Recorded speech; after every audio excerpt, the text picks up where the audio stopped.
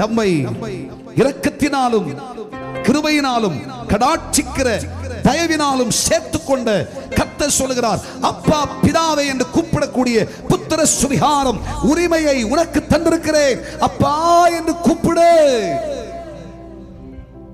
அவன் நீ வேண்டிக் கொள்ளுகிற சகல நன்மைகளையும் தந்தருளுவார். எவைகளை கேட்டாலும் அவைகளை தருவார். இந்த மாதத்தில் சிங்கக்குட்டிகள் தாட்சியடைந்து பட்டினியாயிருக்கும் கர்த்தரை தேடுகிறவர்களுக்கு ஒரு நன்மைக்கும் குறை உண்டாகாது. குறைவில்லை.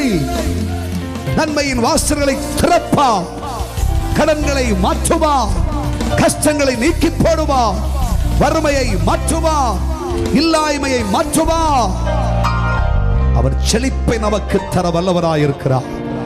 அவரை அப்பா என்று அழைத்து பாருங்கள். அந்த உரிமையை சொல்லி பாருங்கள். நீங்கள் காணியாட்சிக்காரர்கள் அல்லவோ, நீங்கள் உரிமைப்பட்டவர்கள் அல்லவோ, நன்மைகளுக்கு சொந்தக்காரர்கள் அல்லவோ என்று கர்த்தர் சொல்கிறார். மூன்றாவதாக, அவருடைய இரத்தத்தில் இருக்கிற சகல நன்மைகளுக்கும் நாம் உரிமைப்பட்டவர்கள். அல்லேலூயா சொல்லுங்க.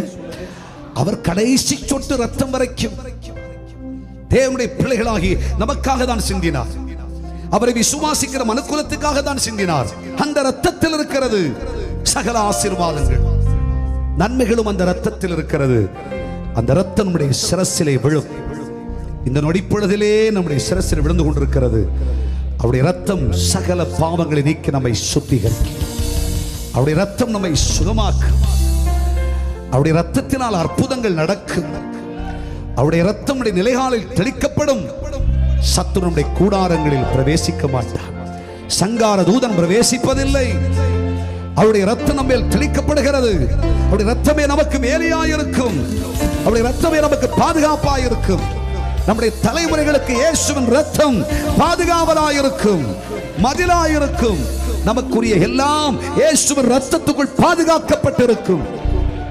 சத்துரு நம்மை தொடவே மாட்டார். உலகத்தின் மந்திர தந்திர சக்திகள் நம்மை தொடுவதில்லை.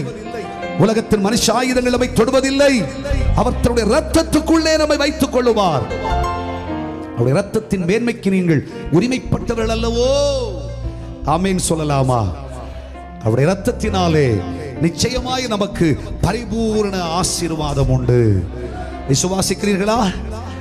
இந்த மாதம் இந்த உரிமையை நாம் நம்முடைய வாழ்க்கையிலே சொந்தமாக்கிக் கொள்ளுகிற மாதம், இந்த உரிமையை விட்டுக் கொடுக்காத மாதம், இந்த உரிமையை கட்டாயப்படுத்துகிற மாதம்.